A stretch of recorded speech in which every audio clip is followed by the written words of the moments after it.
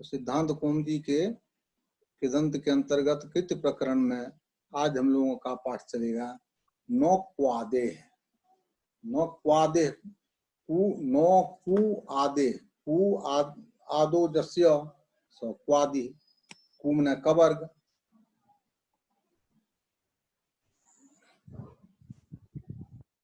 पाठ भी दे देते हैं ऊपर में तो अच्छा रहेगा।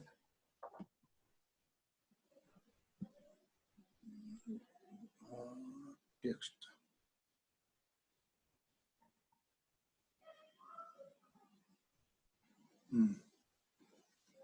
टेक्स्ट आ रहा है आप लोगों के सामने। नो क्वादे क्वादेर धातो सजो उत्वंग नो। क्वादि क्वादि में ऐसे धातु जिसके अब आदि में कु हो। कु का मतलब कवर। कु चु टू टू पु एते उदिता इन सब से जो है सो कवर आदि का ग्रहण होता है। तो यहाँ पर क्वादि कहा गया। क्वादि माने ऐसा धातु जिसके आदि में क वर्ग के अंतर्गत कोई वर्ण आवे। क ख ग घ ङ इत्यादि वर्ण जिस धातु के आदि में उसे कहेंगे क्वादि। क्वादि धातु के चौजो उत्वंग नो। चजो कु घिण्यतो घित और नियत प्रत्यय के परे प्राप्त जो कुत्व है चौजो को, वो कुत्व का यह निषेधक सूत्र है। इसका उदाहरण दिया गया है गर्ज्यम। मूल धातु है गर्ज धातु। उससे जब हम रिहल और नियत से नियत प्रत्यय करेंगे तो गर्ज य होगा। दोनों धातु से बनेगा। गृज शब्दे भी है और गर्ज शब्दे भी है, दोनों से गर्जम ही बनेगा। तो गर्ज य हुआ। तो यहाँ पर तजो को घिण्यतो से जो को कुत्व की प्राप्ति होती है, जिसका यहाँ पर यह निषेध कर जाता है न क्वादे। चूंकि इस धातु के आदि में कवर्ग वाला वर्ण है, गो है, इस कारण से यहाँ गर्ज वाले जो को कुत्व गो नहीं हुआ, तो इसलिए गर्ज्यम बनता है। अब यहाँ पर सिद्धांत कौमुदीकार का कहना है क्या, जो कि कुछ यहाँ पर सूत्रकार और वार्तिककार में कुछ अंतर आता है। क्योंकि सूत्रकार यहाँ पर जैसे कि पहले के ही सूत्रों में हम लोगों ने पढ़ा था, जो कि तजो कुघ्ण्यतो सूत्र में ही वहां पर कहा गया है क्या, जो कि निष्ठायाम अनिट इति वक्तव्यम। अर्थात तजो कुघ्ण्यतो से कुत्व वही होता है जहां पर कि निष्ठायाम अनिट, ऐसे धातु जिसका निष्ठा में जो अनिट हो, निष्ठा में जिसको इट नहीं हो, उसी को तजो कुघ्ण्यतो इस सूत्र से कुत्व होता है।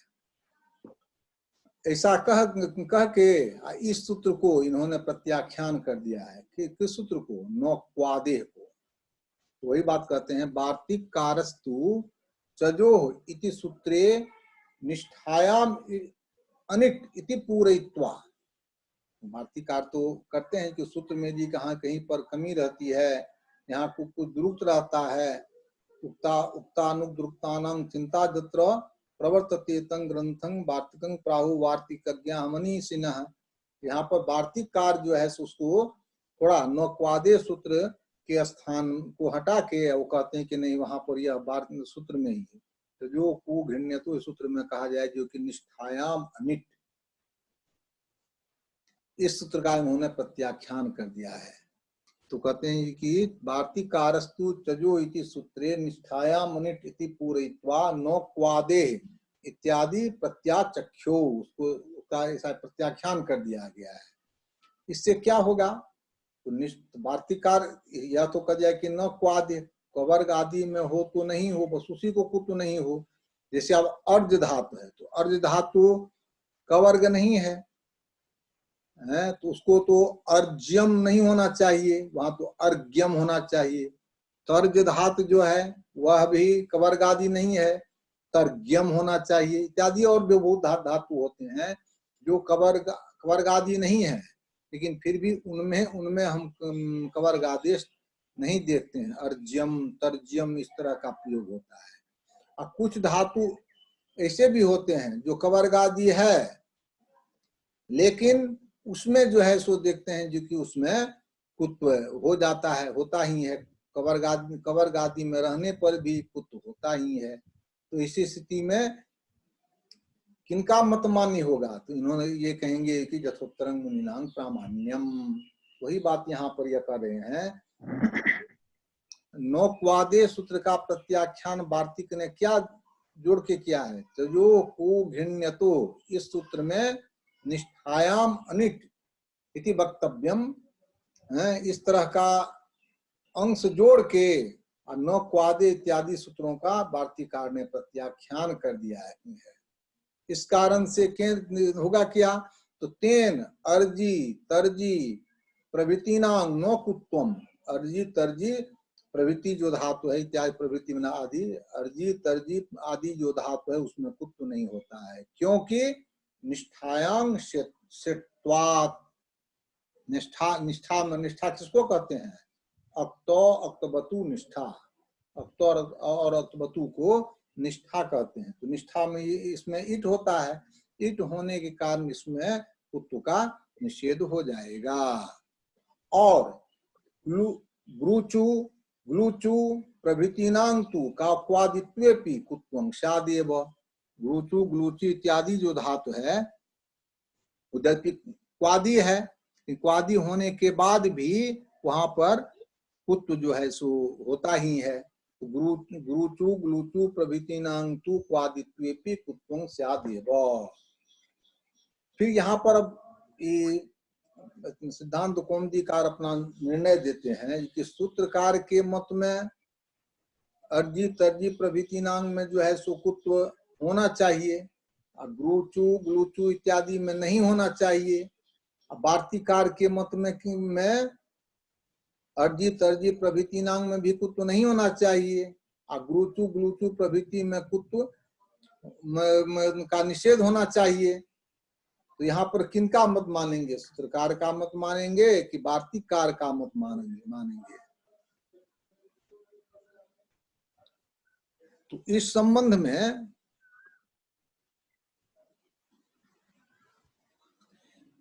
में भट्टोजित अपना निर्णय देते हैं, जो सूत्र मते तु यद्यपि विपरीतं प्राप्तम, सूत्रकार और वार्तिकार के मत में परस्पर विरुद्ध बात हो जाती है।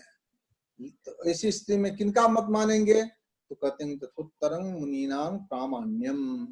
व्याकरणों में एक अपना निर्णय कर रखा है, तथोत्तरं मुनीनां प्रामाण्यम, उत्तरोत्तर मुनि का वचन जो है वही प्रमाण होता है। इसलिए वार्तिकार के मत के अनुसार ही यहाँ पर निर्णय होगा। इसलिए इसी बात को दिया गया है नौक्वादे में। हम समझते हैं कि अच्छी तरह समझ गए होइएगा, जो कि वार्तिकार यहाँ पर थोड़ा जो कुघ्ण्यत्व में निष्ठायामनिट इतना अंश जोड़ के नौक्वादे इत्यादि सूत्रों का प्रत्याख्यान कर दिया है। तेन अर्जी तर्जी प्रभृतिनां नौकुत्वम, अर्जी तर्जी प्रभृति इत्यादि को कुत्व नहीं होता है, क्योंकि निष्ठायां शेत्वात्, क्योंकि अर्जी अर्धा से जैसे बनता है अर्जित, तरधा से तर्जित, तो निष्ठा में अर्थात वतु में देखते हैं वह सेठ है, अर्थात उसमें इट होता है, तो इट होने के कारण उसमें कुत्व नहीं होगा। और ग्लूचु ग्लूचु प्रवृत्ति जो है वह क्वादी है, मैंने कबरगादी है, फिर भी कुत्व होता ही है। सूत्र मतेतु यद्यपि विपरीतं प्राप्तम, सूत्र मत में यद्यपि या वार्तिकार के मत के अनुसार विपरीत प्राप्त होता है, तथापि यथोत्तरं मुनीनां प्रामाण्यम, यथोत्तरं मुनीनां प्रामाण्यम के अनुसार यहाँ पर वार्तिकार के मत के अनुसार ही मत के अनुसार ही निर्णय करना चाहिए। अब एक और सूत्र आगे में दिया गया है, अजी व्रज्योश्च, अजी व्रज्योश्च। इस सूत्र का उपयोग जो है सो बहुत प्रसिद्ध शब्द में होता है, जैसे कि समाज शब्द। हम लोग कहते हैं कि हम लोग इस समाज के लोग हैं, हम लोगों के समाज में यह बात होनी चाहिए। तो समाज शब्द कैसे बनता है, इसी संबंध में यहाँ पर यह सूत्र दिया गया है, क्योंकि सम पूर्वक अज धातु से समाज की व्युत्पत्ति की जाती है। दो तरह की व्युत्पत्ति होती है, आपको लिखना चाहिएगा तो लिख लीजिए। समजंती, सम अजंती, समजंती अस्मिन इति समाजः, या दूसरा होगा यदि उसको कर्म व्युत्पत्ति क्या प्रत्यय करके कीजिएगा तो संबीयते अस्मिन् इति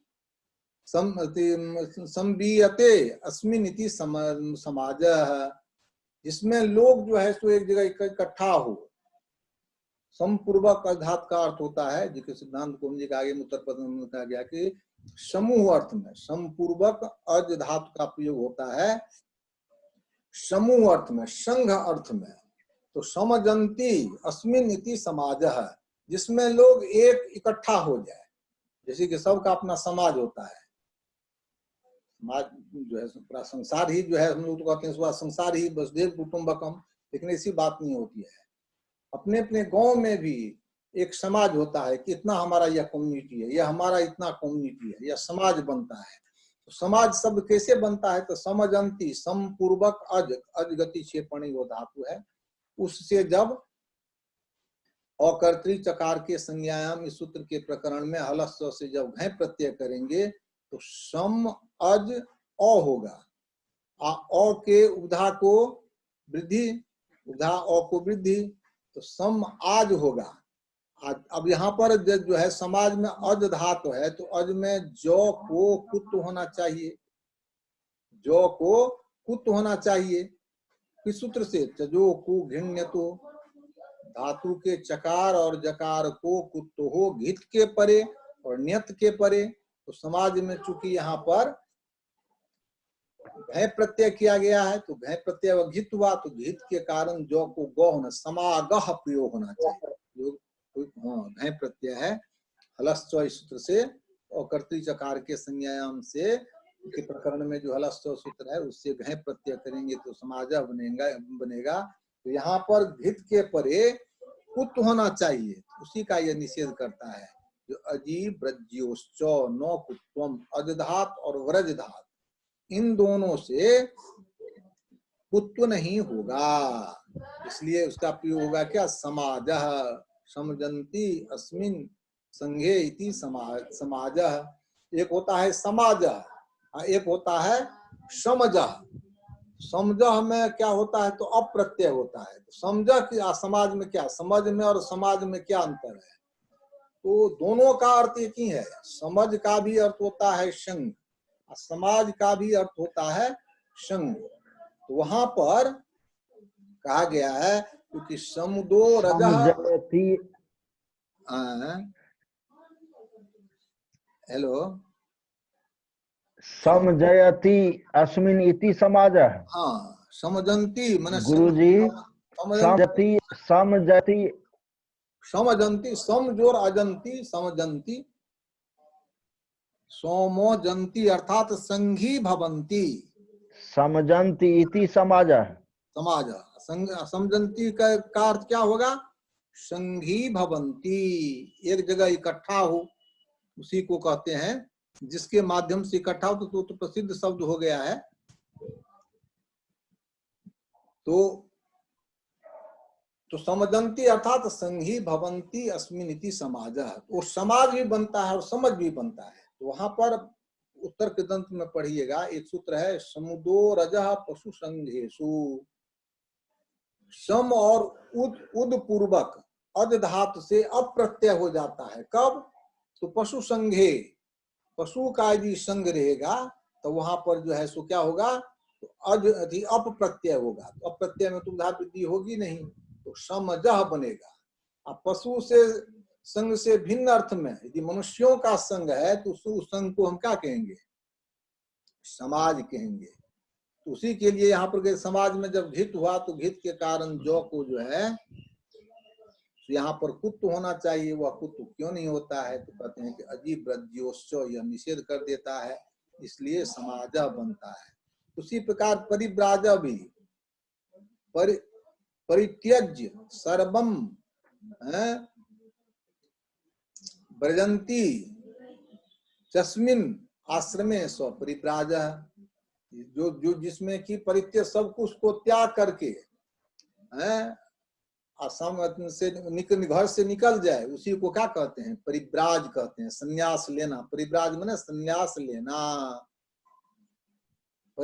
परि मतलब परित्यज्य, व्रजंती मन गच्छन्ति, परित्यज्य मन सब कुछ छोड़ के, घर द्वार घर परिवार सबको छोड़ के, जो कि वनवास की ओर व्रजन कर जाए, चले जाए, उसी को क्या कहते हैं, उस आश्रम को क्या कहते हैं, परिव्राज।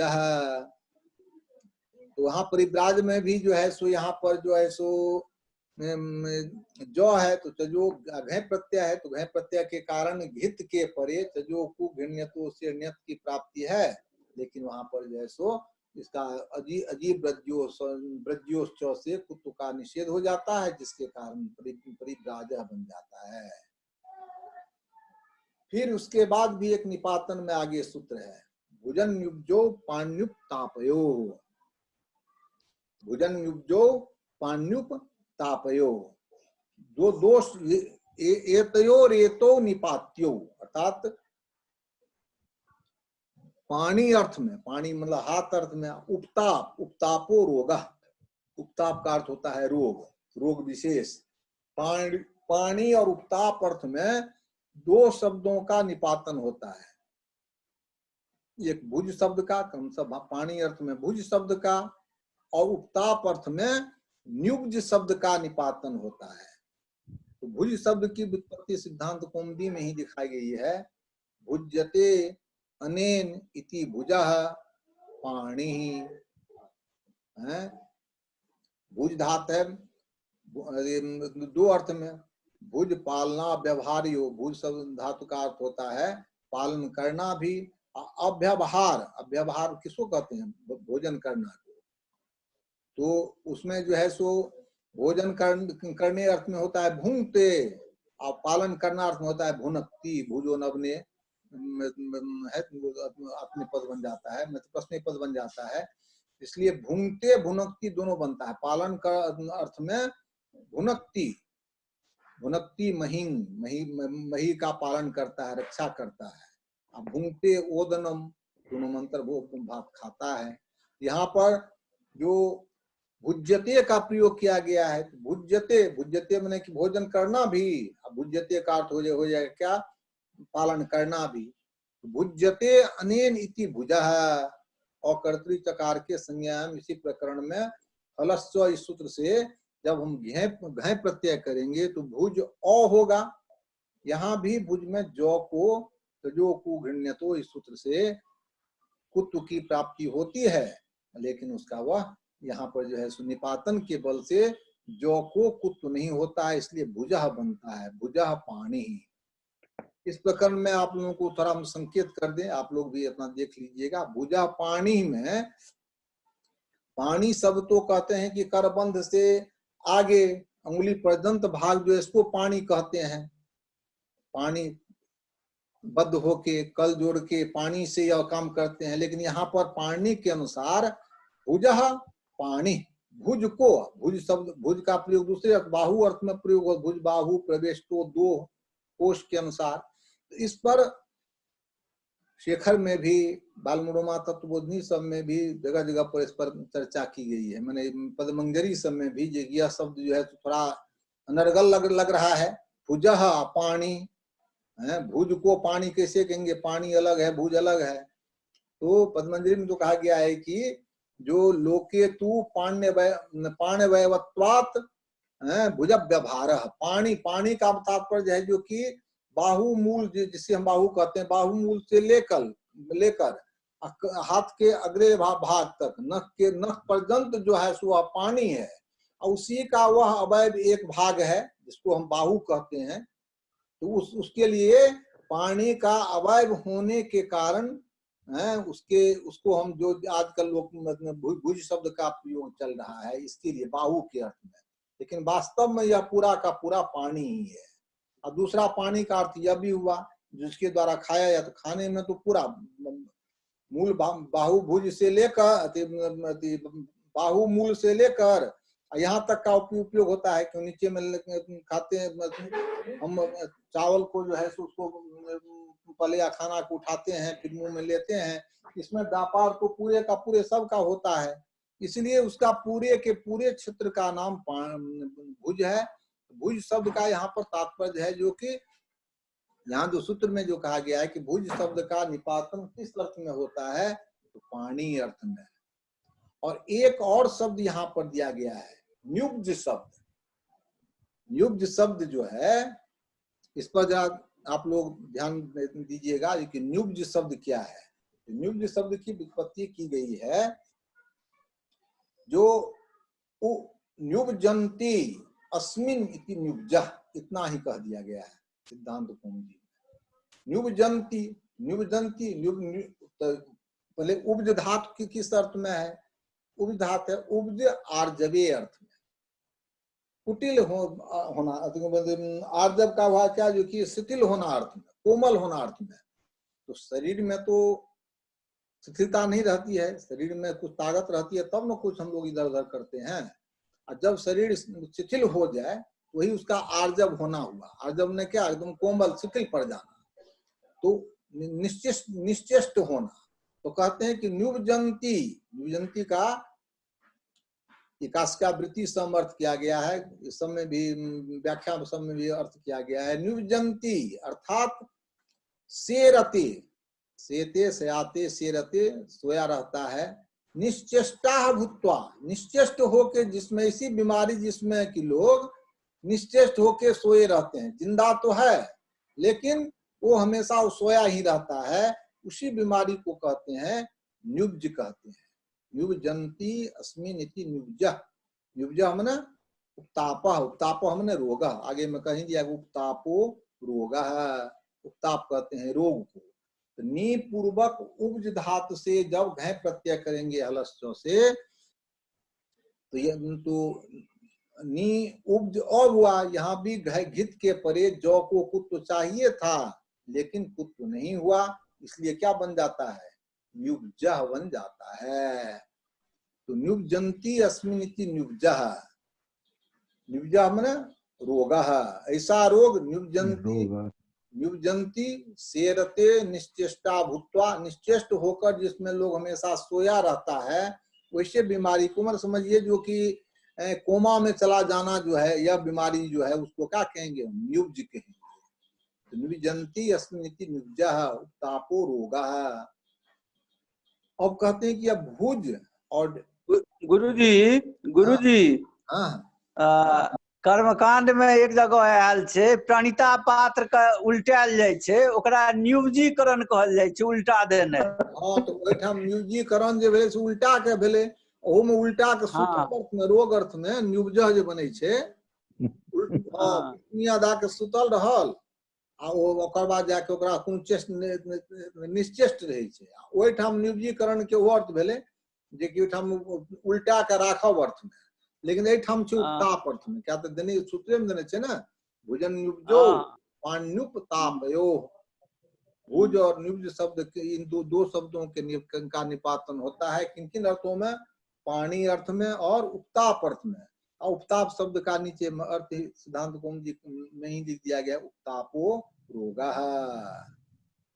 अब यहाँ पर एक प्रत्युदाहरण है, वो बड़ा ध्यान देने योग्य है, इस पर जरा ध्यान दीजिएगा आप लोग। पहले तो एक पहले में तो कोई दिक्कत नहीं है, पाण्युपतापयो किम, पानी और ताप अर्थ में ही माने भुज और न्युब्ज, इसमें जो है सो कुत्व नहीं होगा। इससे भिन्न अर्थ में क्या होगा, उसमें कुत्व होगा ही। उसका उदाहरण दिया गया है भोग। भोग में तो कोई बात नहीं, भुज धातु से है, हलस्व से घय करेंगे, लघु पद गुण करेंगे, जौ को गौ होगा, क्योंकि पानी अर्थ में भोग माने भोग करना है, या भोग्य वस्तु, क्योंकि अकर्तृ चकार के संज्ञायाम है। भोजनम इति भोगः, भुज्यते जह स भोग, भुज्यते अनेन इति भोग, भुज्यते अस्मै इति भोग, सब तरह की व्युत्पत्ति कर सकते, जिस तरह का प्रयोग है उसके अनुसार होगा। तो उसमें तो भुज धातु से घय प्रत्यय करने पर भोग बनेगा। एक शब्द यहाँ पर आता है जो कि लोगों को थोड़ा परेशानी में डालता है, वो शब्द है समुद्गह। समुद्गह शब्द बनता है। समुद्गह में क्या है, अब देखिए, हम लोग धातु पाठ में जो पढ़ते हैं, आप लोग देखिएगा, सिद्धांत कौमुदी का भी धातु पाठ आप लोगों के पास होगा, तो उसमें समुद्गह तो तभी बन सकता है सम पूर्वक उद्ज धातु, उससे घय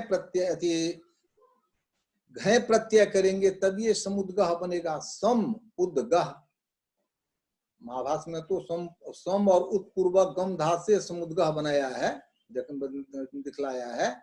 इसमें जो हजब्रट सूत्र के भाष्य में इस तरह की इस शब्द की चर्चा आई है। हजब्रट सूत्र का जब व्याख्यान कीजिएगा ना तो उसी में यह आया है कि अयोगवाह जो है माने जिह्वामली उपदमानी अनुस्वार विसर्ग जिह्वामली उपदमानी यम 5 अयोगवाह होते हैं ना, तो अयोगवाह का पाठ कहाँ देना चाहिए?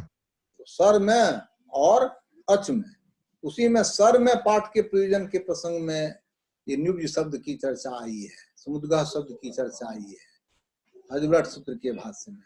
तो वहां पर जो है सो धातु तो है उब्ज, उब्ज है तो उब्ज से यदि हम घय प्रत्यय करेंगे तो उपगह होना चाहिए। सम लगा दिए तो समुद क्या होना चाहिए? समुपगह होना चाहिए, समुपगह होना चाहिए। समुद्गह प्रयोग क्या है? समुद्गह प्रयोग कैसे बनता है? इस क्रम में हमने अनुसंधान किया, देखा तो इसमें है क्या जी कि वास्तव में हम लोग जो धातु पाठ में पढ़ रहे हैं उब्ज आर्जवे, उद्ज आर्जवे कहीं पर नहीं है। उद्ज धातु कभी भी कहीं नहीं है धातु पाठ में। धातु पाठ में देखिएगा उब्ज आर्जवे है। तो यदि उद्ज आर्जव उद्ज धातु है ही नहीं तो समुद्गह बनेगा कैसे? कैसे घय प्रत्यय होगा? तब यहाँ पर कैसे कुत्त होगा? इस संबंध में कहा है कि वास्तव में है क्या? तो उद्ज धातु है। यहाँ पर आप लोगों को अवसर मिले तो हजब्रट सूत्र का भाष्य इस पर देखिएगा। यहाँ पर मूल धातु जो है हम लोग तो जैसे कहते हैं जो बहुतो धातु है जो है जो श्रंसु, श्रंसु में हम लोग पढ़ते हैं धातु पाठ में श्रंसु श्र अनुस्वार दंत हर्षुकार अंचु अ योचो संयुक्त हर्षुकार अंचु। लेकिन वास्तव में मूल धातु क्या है? श्रंसु, श्र नो दंत नौसो संयुक्त हर्षुकार श्रंसु है। वहां पर नो को नशा पदांत से झली से अनुस्वार हो जाता है जिसके कारण श्रंसु बनता है, ध्वंसु बनता है। अनुस्वार है मूल रूप में, अंचु में मूल रूप में नो है, इसीलिए नो को लोप सब होता है जगह जगह पर। उसी प्रकार से बहुतो धातु है जिसको हम लोग धातु पाठ में पढ़ रहे हैं सिद्धांत कौमुदी में, उसका मूल धातु वह नहीं है। यहाँ भी जो है भुजन युग्जो पाणयुक्त तापयो में जो हम देखते हैं उब्ज सिद्धांत कौमुदी में भी देखते हैं उब्ज आर्जवे, तो समुद्गह बनेगा ही नहीं। तब वहां पर मूल धातु है उद्ज, उद्ज धातु। अब दो को वहां पर महाभाष्य में दिया गया है, हजब्रट सूत्र के प्रत्यारणिक में ही एक वार्तिक दिया गया, इष्टि उसको कहते हैं, इष्टि के रूप में दिया गया है। असिद्ध भे उद्जे, अर्थात असिद्ध प्रकरण में, असिद्ध का मतलब है कि असिद्ध प्रकरण, असिद्ध प्रकरण किसको कहते हैं हम लोग? तो पूर्वत्रा सिद्धम वाले प्रकरण को कहते हैं असिद्ध प्रकरण। असिद्ध प्रकरण में भ कहना चाहिए, किसको भ कहना चाहिए? उद्जे, उद्ज धातु। उससे प्रतीत होता है कि उब्ज में वास्तव में माने उब्ज नहीं है, वास्तविक रूप में कौन सा धातु है? उद्ज है। वहां पर जब देखिएगा हजब्रट सूत्र के भाष्य में वहां पर असिद्ध भे उद्जे, इसमें जो है सो दिया गया कि उद्ज धातु को असिद्ध प्रकरण में भ कहना चाहिए।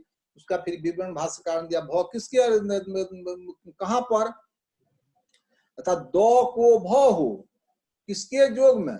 वहां पर कहते हैं कि अस्तो अस्तुनास्तु, इस सूत्र के बाद इस वार्तिक को इष्टि को पढ़िए।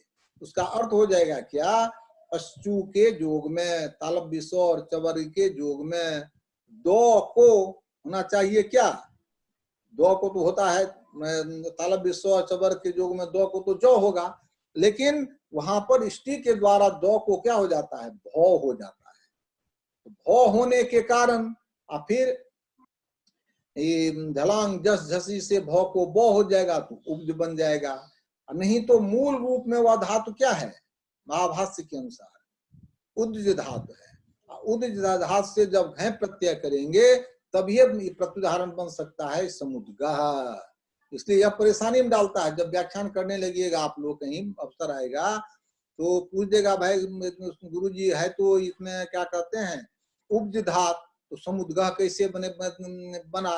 तो उसका जवाब यही दिएगा कि वास्तव में उपज धातु नहीं है, वास्तविक रूप में महाभाष्य के अनुसार वह उद्ज धातु है। और दो को जौ के योग में, जबर के जौ के योग में भ हुआ है, होना चाहिए तो गौ अस्तोस्नास्तु के अनुसार क्या क्या दो है ना, तो दो को होना चाहिए जौ, लेकिन जौ नहीं होके दो को भ हुआ है। अब भ को जब झलांग जस जसी से जस तो करेंगे तब तो होगा कि उपजह, और जब यह करेंगे क्या कहते हैं ये घय करेंगे, उसमें जब ये तजो को घिरने तो लगने लगेगा तो वह भ जो है सो असिद्ध हो जाएगा, असिद्ध प्रकरण में है, जिसके कारण समुद्गः बनेगा। इसके बाद एक प्रयोग आया है प्रो या जानुयाजो जज्ञांगे, प्रो पूर्वक यज धात से घय प्रत्यय करने पर,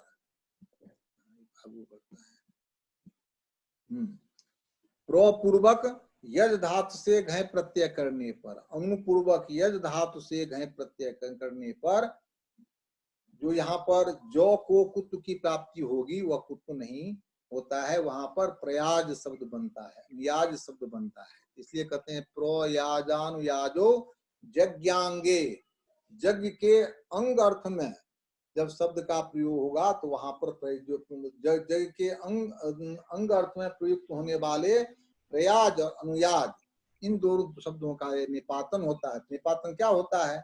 जब ये घय प्रत्यय करेंगे तो कुत्व की प्राप्ति होगी, वहां कुत्व नहीं होगा, जौ का जौ ही रह जाएगा, इसलिए प्रयाजः बनेगा, अनुयाजः बनेगा यज्ञ के अंग अर्थ में। तो यहाँ पर व्याख्याकारों ने व्याख्या की है कि यज्ञांग मतलब क्या है, तो यह जो यज्ञ होता है दर्श पूर्णमास या कि और सब जो यज्ञ होता है, बड़ा बड़ा यज्ञ, उसके अंग के रूप में दो और यज्ञ होते हैं। जैसे कि हम लोग पूजा भगवान सत्यनारायण भगवान पूजा करते हैं, मुख्य रूप से भगवान सत्यनारायण की पूजा होती है, उसी में हम सुजाय पुंग देवता पूजा, गण प्रत्यादि पुंग देवता पूजा, विष्णु पूजा, लक्ष्मी सरस्वती नवग्रह 10 दिक्पाल इत्यादि की पूजा करते हैं। उसी तरह से जब यह यज्ञ होता है बड़ा यज्ञ, उसमें दो तरह के कात्यायन सूत्र में भी दिया गया है, जो इसमें जो है उसका अंग के रूप से, यज्ञ के अंग के रूप में और दो तरह के यज्ञ किए जाते हैं। एक उस यज्ञ का नाम है प्रयाज, दूसरे यज्ञ का नाम है अनुयाज। तो उसी के बारे में कहे कि यज्ञांग अर्थ में यदि प्रयुक्त हो तो इस स्थिति में पूर्वक यज्ञ प्रत्यय करने पर प्रयाजः बनेगा, अनुयाजः बनेगा। तो ये बात कहते हैं प्रयाजानुयाजो यज्ञांगे एतो निपात्यो यज्ञांगे। इसका उदाहरण दिया गया है पंच प्रयाजा है, यहाँ पर 5 प्रयाज होते हैं, अर्थात एक जो मुख्य यज्ञ है उसके अंतर्गत उसके अंग के रूप में 5 और यज्ञ किए जाते हैं, तो पंच प्रयाजा। उसी प्रकार त्रयो अनुयाजा, 3 अनुयाग किए जाते हैं। और उसे यज्ञ से भिन्न अर्थ में जी रहेगा तो वहां पर कुत्व फिर होगा ही। जैसे प्रयाग, प्रयाग एक तीर्थ स्थल का नाम है, वहां पर भी बहुत बड़ा यज्ञ कभी इतिहास में हुआ था, इसलिए उस यज्ञ का नाम क्या है, उस क्षेत्र का नाम क्या है, प्रयाग। यह यज्ञ का अंग नहीं है, यज्ञ का अंग नहीं होने के कारण प्रो पूर्वक यज धातु से घय प्रत्यय करने पर कुत्व उठा वृद्धि करने के बाद जो को कुत्व गौ होगा ही, तो प्रयाग बनेगा। उसी प्रकार अनुयाग, अनुयाग हुआ कि यज्ञ करने के बाद की जो क्रिया है वह जो है सो अनुयाग हुआ। तो यहाँ भी जो है सो यज्ञ के अंग के अर्थ रूप में, अंग के रूप में इसका प्रयोग नहीं होने कारण वहां पर प्रयाजानुयाजो यज्ञांगे इस निपातन की प्रवृत्ति नहीं होगी, अर्थात तो कुत्व का अभाव नहीं होगा, तो वहां पर अनुयाग बनेगा ही।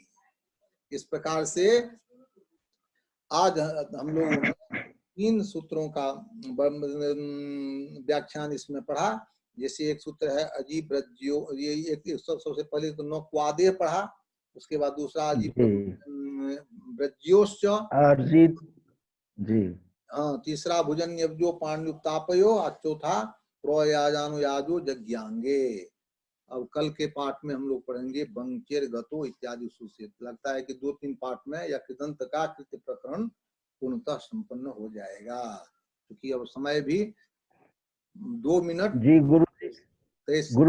गुरु जी हाँ गुरु मास के अनुसार समुद्गह में कौन धातु है, उद्गह की उपजह? हाँ लिख लिया, मूल धातु से धातु पाठ में उपज उपज उपज आर्जबे वादी के छिए, लेकिन उपज वास्तव में उपज नहीं छिए, वास्तव में वह जी धातु उपज नहीं है। वास्तविक रूप में महाभाष्य के अनुसार वह धातु क्या है?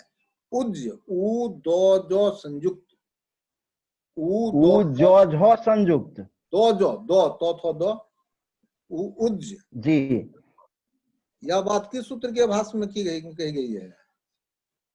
प्रत्याहारान्वित में हजवरट सूत्र के भाष्य में। जी जी अब वहां पर एक वार्तिक है, उस बार वह वार्तिक भी लिख लीजिए। जी असिद्धे भौ उज्जे, असिद्धे असिद्धे असिद्धे भौ उदजे, उदजे जी हाँ उसका अर्थ क्या है? जो कि असिद्ध प्रकरण में, असिद्ध प्रकरण कहते हैं अस्तो सुनास्तु, इस प्रकरण को क्या कहते हैं, पूर्वत्रा सिद्धम का जो अधिकार है उसको असिद्ध प्रकरण कहते हैं। उसी प्रकरण में सूत्र है अस्तो सुनास्तु, महाभाष्य में ही दिया गया है कि अस्तो सुनास्तु, तो सुनास्तु में अस्तु के जोग में है द्वंद स को तालव्य स और तवर्ग को चवर्ग होता है, लेकिन यहाँ पर जो है सो जौ का जोग है, तो जौ के जोग में दो को क्या हो जाता है? भौ हो जाता है। यह भी लोगों को आश्चर्य लगेगा कि भाई अभी तो सुने अस्तो सुनास्तु में द्वंद स को तालव्य स और तवर्ग को चवर्ग होता है और दो को भौ भी होता है, यह कहाँ से? तो आपको कह दिया, देखिए महाभाष्य पढ़िए, महाभाष्य में भी कहा गया कि तालव्य स और चवर्ग के जोग में दो को भौ भी होता है, इसी कारण से बनता है। और उसी का निर्देश धातु पाठ में दिया गया है उपज, लेकिन मूल धातु है चूंकि उज, उससे जब घय प्रत्यय करेंगे तो समुद्र उपसर्ग